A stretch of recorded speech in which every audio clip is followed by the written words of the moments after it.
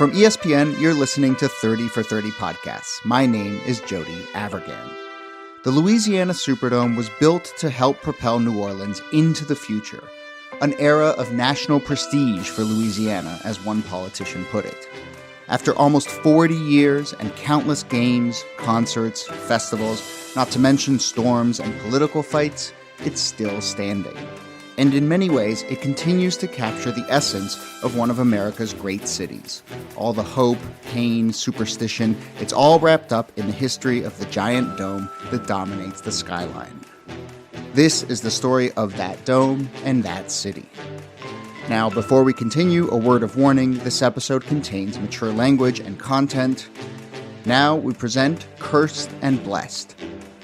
Our narrator is Tarriona Tank Ball of the New Orleans band Tank and the Bangas. Here we go.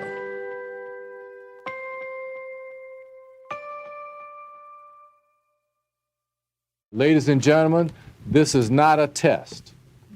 This is the real deal. This is the storm some have long feared, the one that could potentially devastate New Orleans, a city which is both below sea level and surrounded by water. On the morning of August 28, 2005, a Sunday, New Orleans officials declared the first ever citywide evacuation. As Katrina moved towards landfall, we boarded our houses, gathered our families, and loaded our cars, never realizing that things were about to change forever.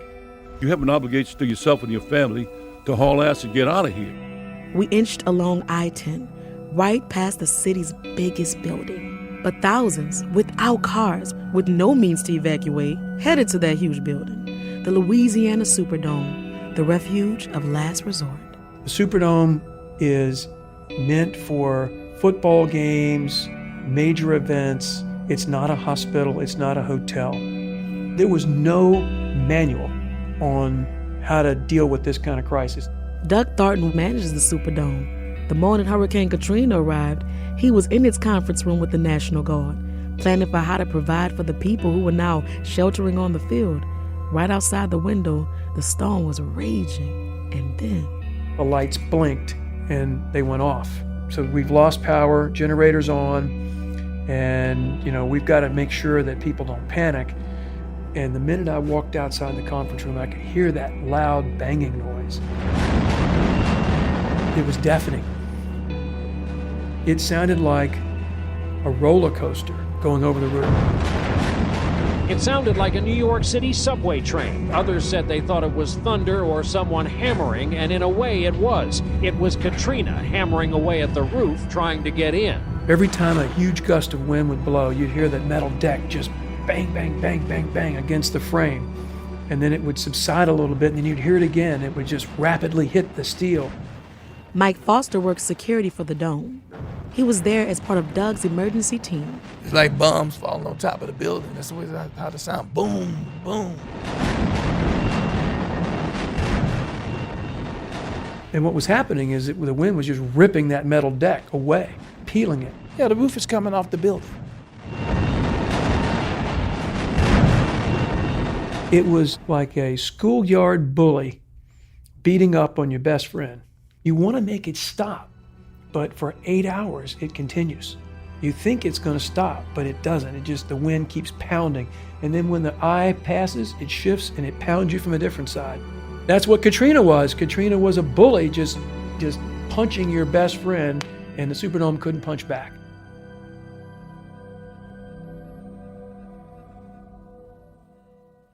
The Superdome was in big trouble, and it wasn't the first time. This huge, iconic building, this fixture of New Orleans' greatness, was shaky from the moment people first started dreaming of it, and it was always tied up with questions about what New Orleans was, who it was for, where we were headed. In the later 60s, we were a very conservative, sleepy, big city in the South. I mean, we've always been recognized as a great, historic, unique site, but we've always also been kind of second rung in terms of commerce. Moon Landry was the mayor of New Orleans for most of the 1970s, and before that, a city council person. He made his mark by taking a strong stance against segregation. We were coming out of segregation, era in the South. I was moving heaven and earth to try to integrate society. Sports played a major role when it came to racial integration through the 60s and the 70s. Sometimes it led the way, with black and white players on the same team. Sometimes it showed how far a city like New Orleans, who wanted to attract a pro sports franchise, still had to go. In 1965, the American Football League came to New Orleans for their annual All-Star Game. Sports journalist Ro Brown. African-American players, cabs wouldn't pick them up. They couldn't go in some of the places in the French Quarter, and so they got together and they said, we ain't playing, and they moved the game to Houston, which didn't look good for a city that wanted to get a professional sports franchise. It was the first boycott of a city in professional sports history, and what's more, the game had been moved to Houston, another southern city on the rise. This was a major blow. New Orleans wanted a pro team, but the Northern Run League was nervous. And they said, oh, no. Alex Lewis was the first head of personnel at the Superdome. If we wanted to attract major teams, major attractions, major tourism dollars, we had to get away from the Old South. But just 1 year later, in 1966, New Orleans managed to convince the NFL that it was a changing place. The city got its team. A lot of this was due to the work of one man, Dave Dixon. I know that a National Football League franchise would be a great thing for this city. Exactly what it needs.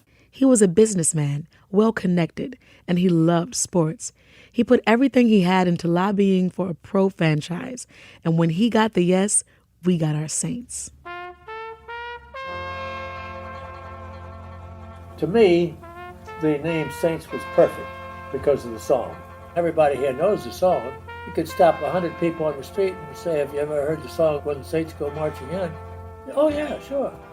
I'd say 100 out of 100. For the 1967 season, the Saints would play at Tulane Stadium. But Dave Dixon had a vision for a better home, something like Houston's Astrodome, which would be perfect in New Orleans' hot, muggy weather. And I knew the name Superdome would be perfect. The only two names I considered were Ultradome or Superdome. Dixon convinced Governor John McKiffin, a politician from North Louisiana, that the state should build a huge stadium way down south in New Orleans. He said, my God, he said, that would make the Astrodome look like a peanut dome. And he said, it would be the greatest building in history. By God, we'll build that sucker. It's one thing to say build that sucker, and another to actually build it. Sports writer Will Pennegy. It was like juggling blades, 5 or 6 at a time, to get it done. There was anxiety constantly in building the stadium, not only where it was going to be built, but who was going to build it, who was going to be the architects, how are we going to get minority involvement in it. Race was such a very important part of this, and I think it has served to galvanize and to make racial relations far, far better. We kind of thought that since the Dome was the largest economic development project, we should be involved. Don Hubbard was active in the civil rights movement and a leader in the Congress for Racial Equality. So how do you get involved? You get involved by owning a company that would go in there. Don started a business with politician Sherman Copeland, and they landed the first contract to operate the Superdome. Sherman and I kind of call it economics, black economics. He hired more African Americans than anybody. Ed Robinson was one of those hires. Ed worked at the Dome for 23 years in security and then as an event coordinator. Here's an opportunity for us to go work for a large African American company. Ed grew up in New Orleans on the west bank of the Mississippi. Every time he crossed the river, Ed got a front row view of the Superdome being built, smack in the middle of downtown. Never dreamed I'd be working for the Superdome. Was like a different era. It's a new aroma that our city was doing. But building this new era wasn't cheap.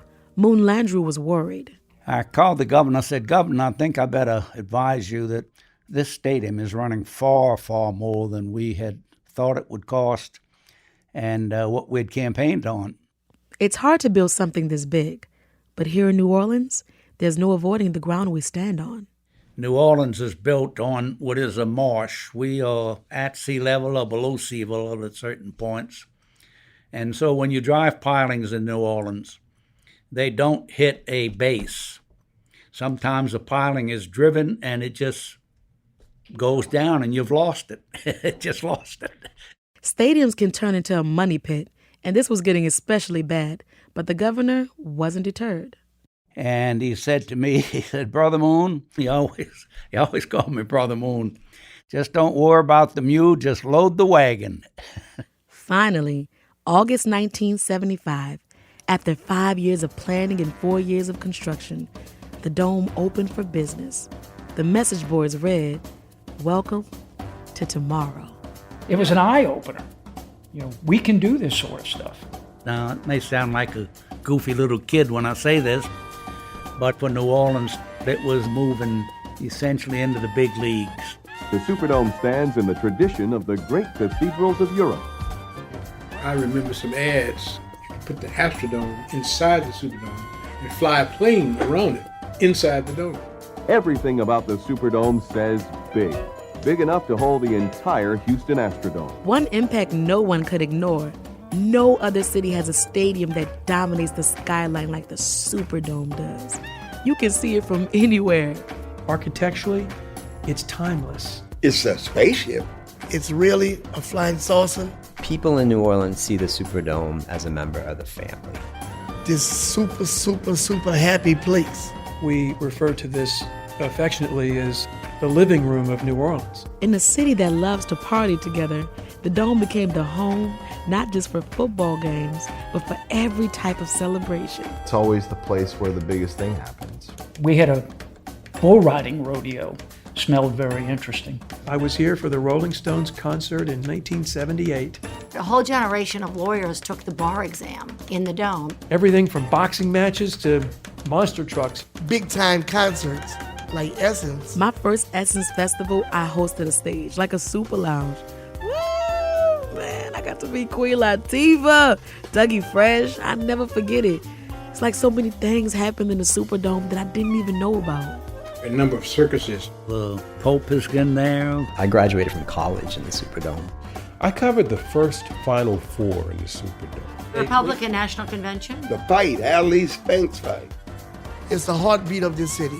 Like most New Orleanians, legendary jazz musician Kermit Ruffins is personally connected to the Dome. Superdome.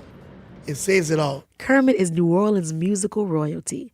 He founded the Rebirth brass band, starred in the TV series Treme, but long before that, when he was a little kid growing up in the lower Ninth Ward, Kermit's dad worked at the Superdome.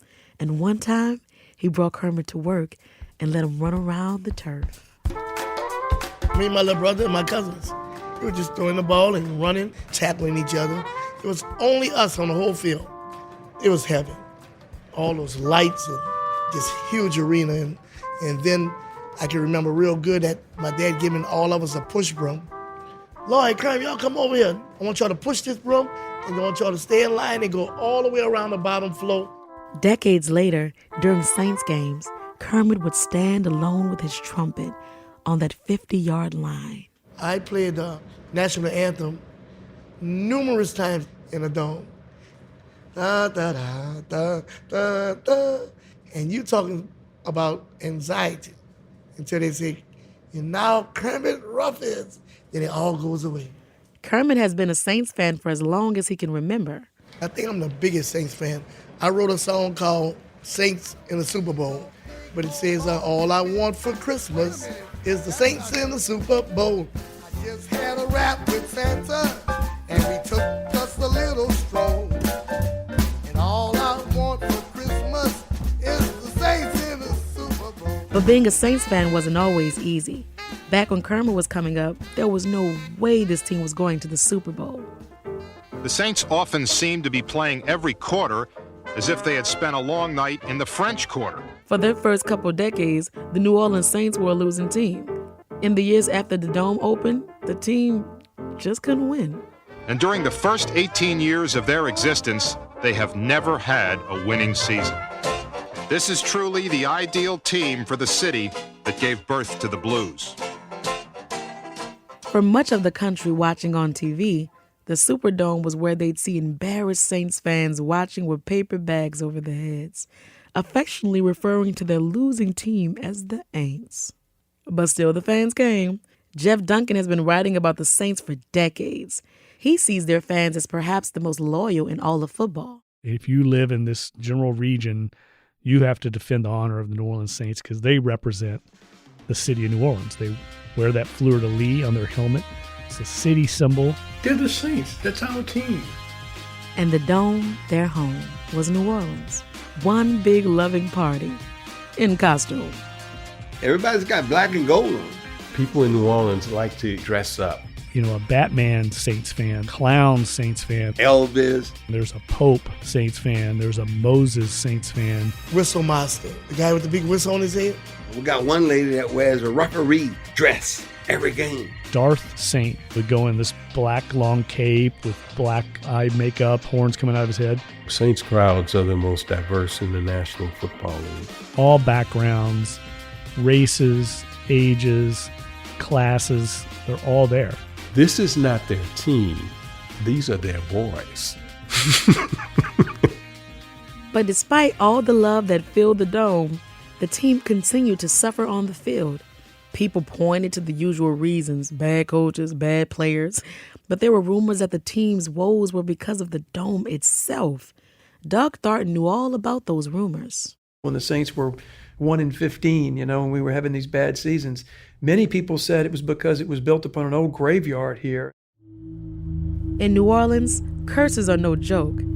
Maybe that's what made the Saints the Aints. We used to think that it was cursed, but I don't believe it. They've been in the league 34 years. They've never won a playoff game. In 2000, the Saints finally had a chance in the Dome. Rams Saints coming up from New Orleans. And the team wasn't taking any chances. I remember when she went on the field and did the dance. The she was Ava K. Jones, a voodoo priestess. I was going there to cleanse the dome of evil spirits, to bless the Saints, and to bring the team to victory. See, it had been 34 years, and they had never won a playoff game. And so they decided to bring in the big guns, and that would be me, all of 5 feet 2 inches. A part of the dome was built on the site of the old Girard Street Cemetery. And, that's really not exactly kosher to be building a sports facility on top of some people's ancestors. People were feeling strongly that there was something otherworldly going on here. It was a Hail Mary pass. Ava stood on the 45-yard line before the game began, armed to the hilt with the tools of a voodoo priestess. I think I had about 3 dancers, 3 drummers, myself, and, very importantly, the snake, Yansa, my pet boa constrictor. And I was also armed with a bottle of gin for the spirits. I was focused on the crowd, and they were ready for us. They were just going wild, just screaming and shouting. Go ahead, go, just cheering us on. I got 67,000 people to chant along with me for everything I put in there in that gree-gree bag. I would tell them to yell with me, Ashe! And that means by the power of the Spirit, it is done. Ashe! Ashe! And it was done. Finally, the New Orleans Saints advance in the playoffs. The Saints won their first ever playoff game that day after more than 30 years as a franchise. At that moment, New Orleans had never loved the team or the Dome more. But the Dome was getting old, turning 25 when a lot of stadiums start to show their age. All around the country, cities were reevaluating the domes they had built in the 70s and 80s. All these other multi-purpose stadiums have died and been torn down, including the Astrodome, which was the first. Seattle built a dome after the Superdome. Detroit built a dome. Indianapolis, Minneapolis. All 4 of those suckers have been imploded. And the truth is, the Superdome in the early 2000s was probably in need of a significant renovation. The state just didn't have the money. Nevertheless, Saints owner Tom Benson wanted Louisiana to pay for it. Benson was from New Orleans, but he also had a home in San Antonio, where some thought he wanted to move the team. Efforts to keep the New Orleans Saints from leaving are the focus of much of the debate over the issue these days. Saints owner almost every NFL owner in the last 10 years has tried to twist the arms of local officials to get more money, to get new stadiums. Brian Boyles is the author of New Orleans, Boom and Blackout. Tom Benson was the head of the finance committee for the NFL for quite a long time when they were making the strategy to demand public subsidies for stadiums. Benson was powerful. He was pitting the team he owned, the city that housed the Dome, and the state that owned and paid for it against each other. But something was brewing that would transform everyone's priorities. This is the storm some have long feared, the one that could potentially... Prior to Katrina, those were the two entities that were butting heads with the lease, and in a way, I guess you could say that maybe Katrina saved that relationship.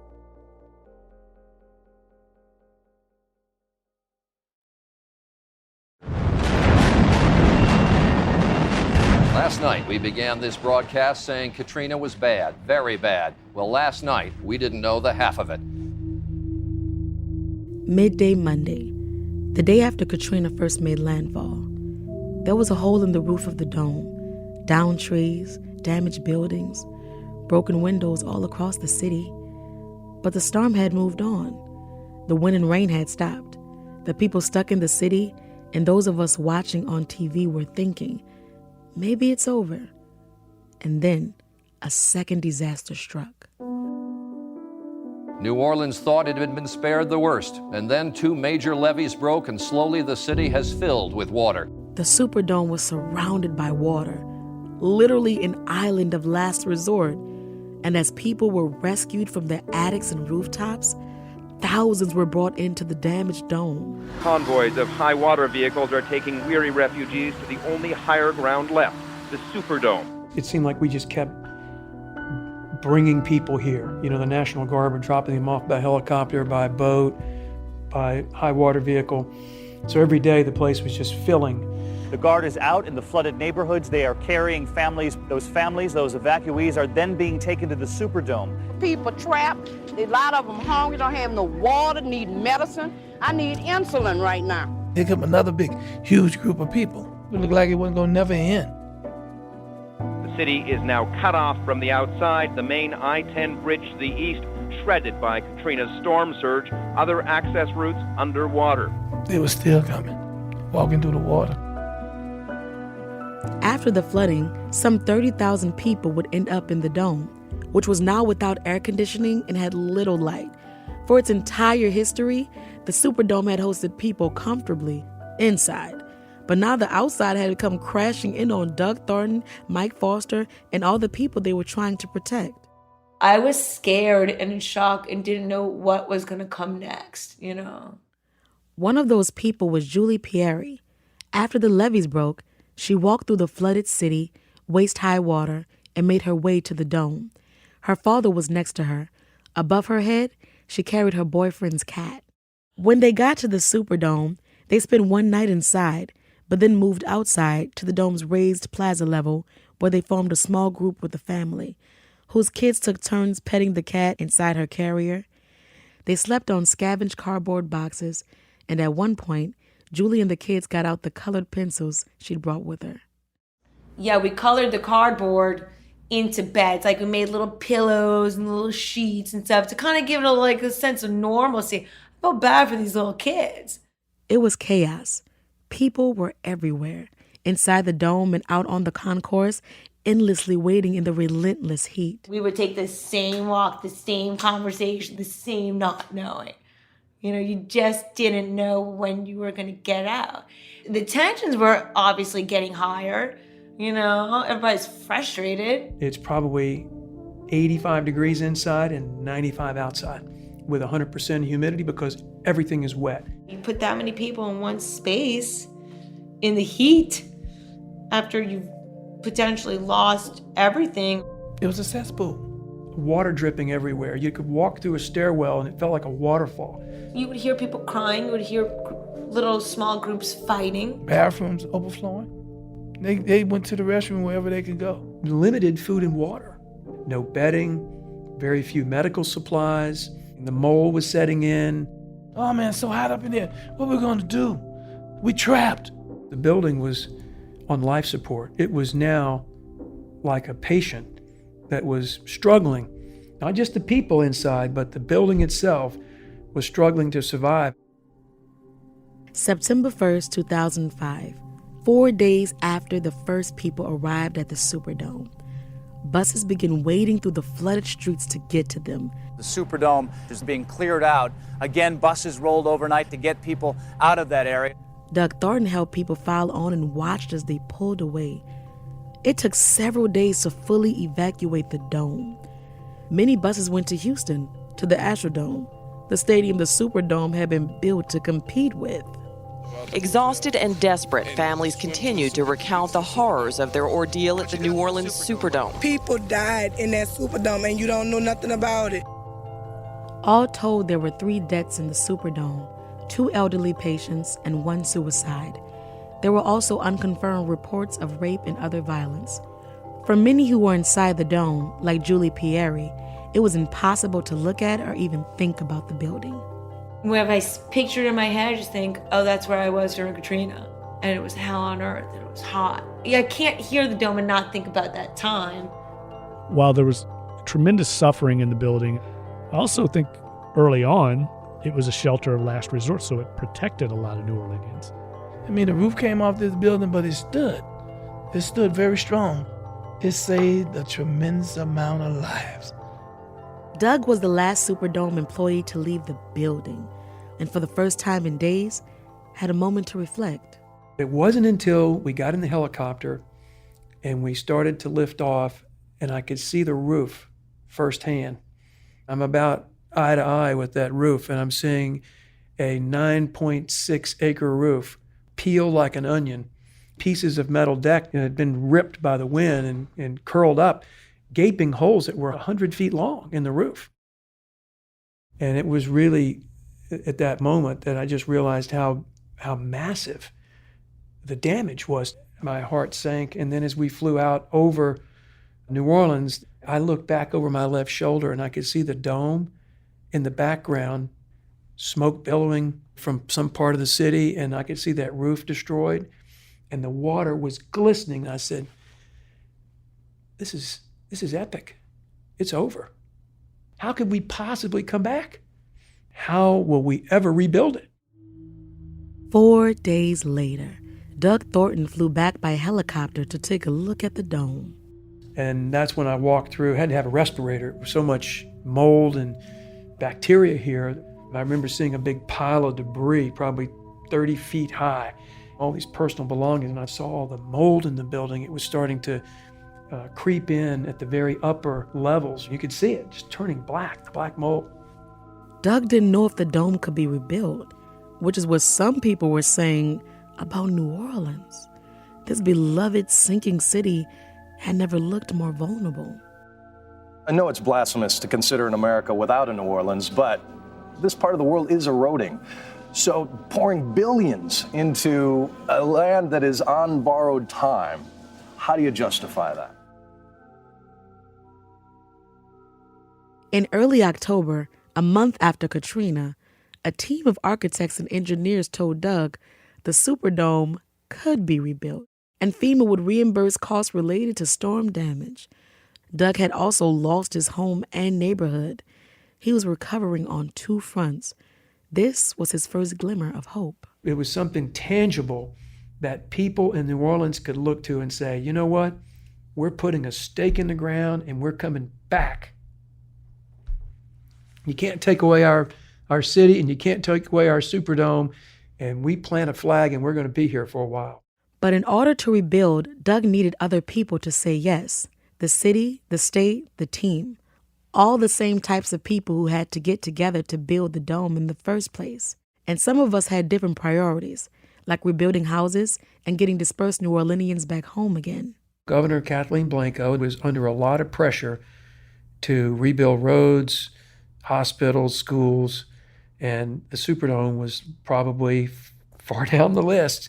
Pretty quickly, though, the state was on board. The dome was a major economic engine. It could help the city recover, and FEMA would kick in money. But there was one big problem: Tom Benson, owner of the Saints. Rumors started circulating that Benson wanted to use the damaged dome as an excuse to leave and move the team to San Antonio. Without the Saints, there would be little reason to invest in the dome. Which sucks. That's like a double whammy. Matt Schrank has lived in New Orleans his entire life, a Saints superfan. What are you trying to do? Or is this for leverage? Do you really want to move the team? We lost everything we have. That's all the thing we got is the New Orleans Saints, man. What Benson covets is a new stadium to replace the 30-year-old Superdome, which was pummeled by Katrina. Reporters started to confront Benson about his plans. I can take it, throw it away. After a game at LSU Stadium in Baton Rouge, where the Saints were playing some of their home games in 2005, Benson, surrounded by security, lost his temper and swiped at a news camera. A nearby fan saw the incident and started heckling him. Keep filming, I dare you, Benson. That's what you are. What are you? Benson said he feared for his safety being in Baton Rouge at the stadium. These fans are angry. I was like, well, hell yeah, we're angry. You just said that you were going to move the team. Matt didn't understand what Benson was doing. The incident with the heckler was the final straw, so he and a friend decided to do something. They'd make t-shirts. They need to say, fuck Benson, but the U is a fleur-de-lis. I was like, I'm on it. They picked up the shirts and drove to LSU's stadium in Baton Rouge. And we had the shirts on, and we sold out of them before the game started. It was like one thing that was tangible, right? There's all those things on that recovery, whether it's like trying to get your money from FEMA or like getting your house right or your job is not there because it flooded or whatever. But like this particular person said that I might want to move the Saints. Fuck that.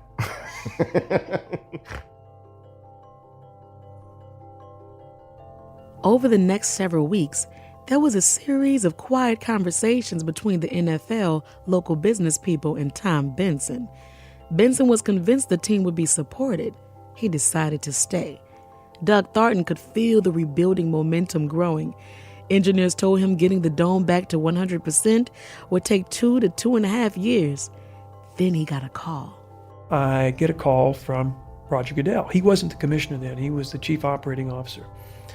And he said, is there any way that we can accelerate the construction?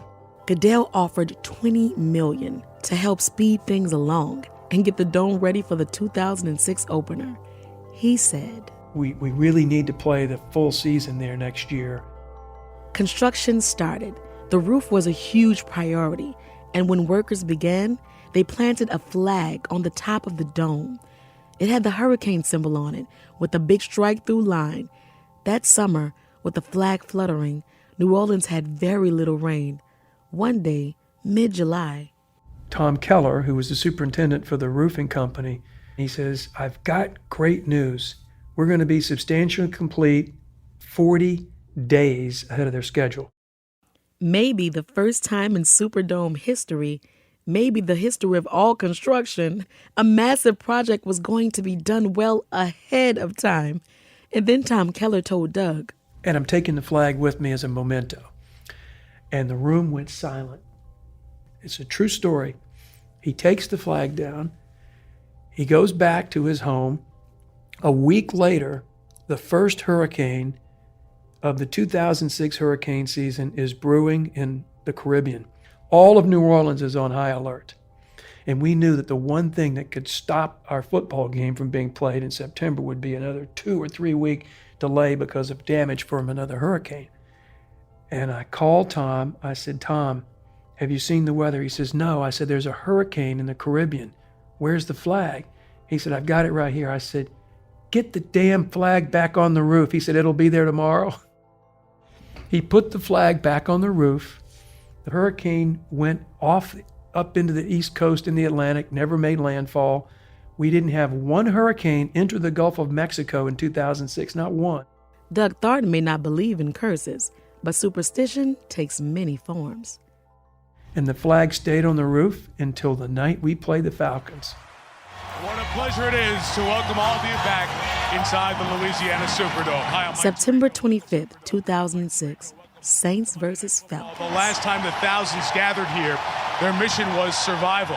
Well, 56 weeks after Hurricane Katrina, Doug stood at the doors watching people come in, tears in their eyes, grateful to be back. During the pregame ceremony, Doug was standing on the sidelines. We're counting down the show, and I'm hearing in my earpiece, 3, 2, 1, and the house lights go dark. And I realized that I was standing at almost the exact same spot on the football field on that morning that the roof was being peeled like an onion. And I look up and I see that same spot in the roof now, and it's closed. And I look around and I see all the seats, and they're filled with people.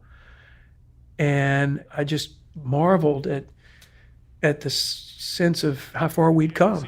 Quite simply, tonight is the most significant New Orleans Saints game ever. And they're here. Watching the Saints come out on the field for that game against the Falcons, and the crowd reaction, it was electrical. I mean, my body felt it. I teared up. It was pretty spectacular. And then, just a few minutes into the game, a play that would come to define the Saints and their relationship with their city. The Falcons were attempting to punt, and a little-known special team player, Steve Gleason, came screaming up the middle. Look out! Right through! A kick by Steve Gleason! There would one day be a statue outside the Superdome of Steve Gleason, diving through the air, blocking that punt.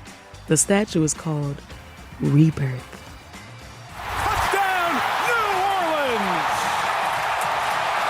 For those people who look to the New Orleans Saints as something that will uplift them, uplift this city, uplift the entire Gulf region, they just had it. It's more than a football game, and that delivered on everything they could have hoped for. I mean, to say it was a spiritual experience is not an overstatement. It was really transformational. Mitch Landrieu was New Orleans' mayor from 2010 to 2018. After that game, over the next few years, he saw the love grow and grow. The future of the Saints and the future of the city were inextricably bound. And I think that we basically said, you know, you are us and we are you. There was no way that we were going to break up, ever, after that. A word began to appear on signs and T-shirts: Believe. And inside the dome, fans knew they could help their Saints to victory by creating as much noise as possible. You don't understand what it's like to be in there. It is loud. Everyone in there is getting their emotions out. You could feel them banging on the wall of the Superdome, and it rattles up and goes off the ceiling, bounces straight down to the field. It has a roof, so it never really leaves. Unlike an outdoor stadium, it never goes out. The dome contained all that energy, pain, and joy. In 2010, it powered the team to win an NFC championship in a last-minute field goal. Hartley sends the Saints to the Super Bowl. When that kick went through the uprights, it felt like the Superdome literally tilted to 45 degrees. I've never cried so hard. All I want for Christmas is the Saints in the Super Bowl. Santa finally granted Kermit Ruffins his wish. Maybe his song worked.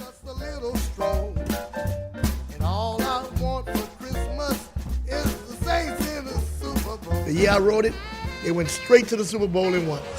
Get ready to party with the Lombardi, New Orleans. The miracle in Miami has happened. The Saints have won the Super Bowl. We did it, we did it, we did it. We did it.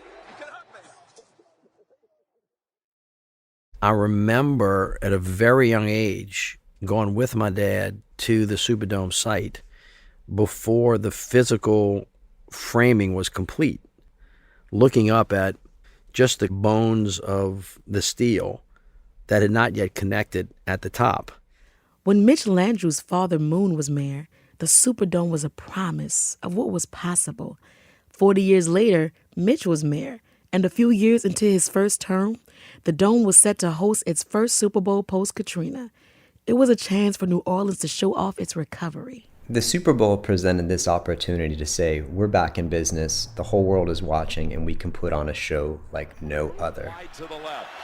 As Kaepernick thought about it, look out, and he's tripped up by Arthur Jones. Then, third quarter, in the middle of an announcer's sentence, something went wrong. Look at the safety is anticipated. The blackout seemed to say, not so fast. Half the power in New Orleans Stadium, the Superdome here, is out. It was pretty humiliating. The utility company had installed a faulty relay switch, a device ironically installed to prevent blackouts. Half the stadium went dark. People watching on TV saw players milling around on the field, waiting to figure out what was going on. You feel embarrassed for the building and for the city. They didn't pay their light bill. It's a black eye for the building. Your heart sinks to your feet because the whole world's watching you. Doug Thornton, the head of the Superdome, was sitting in the NFL control booth when it happened. And once again, he was inside the dome in darkness. It's the end of life as I know it. Oh my God, that was a terrible moment. Terrible moment. Someone else was in the dome that night, feeling the electricity, or lack thereof. I was right there, very good seat. Maybe 10 rows from the field. 13 years after cleansing the dome of evil spirits, voodoo priestess Eva K. Jones was back that night when the lights went out. Not to chase away evil spirits, just to enjoy the game. But the spirits showed up anyway. I knew that everybody was watching, and I'm saying to myself, what does this mean? And why did this happen? Of course, I knew people were familiar with the Superdome curse. And people would think, oh, this is New Orleans. I wonder if some ghosts put out the lights. You know, I thought it was kind of good for our image as a city of spirits. Well, you know what? That's as good of an explanation as I've heard. You know, I mean, really, what the heck? I mean, whatever we can use to create a myth about New Orleans is good with us. And everybody in New Orleans believes in spirits and curses. Here in New Orleans, spirits are a part of everything we do. The spirits remind us to take advantage of every moment, each parade, song, cold drink, each time we go to the dome for a game, or even a big, big party. Life is fleeting, but the Superdome, somehow it's one of the things that's always been here for us. There's no question that that building and the idea to put that building there transformed the city of New Orleans from the past into a modern-day city and in a modern-day economy. So it's hard to talk about the city without talking about the Dome. It's our civic cathedral.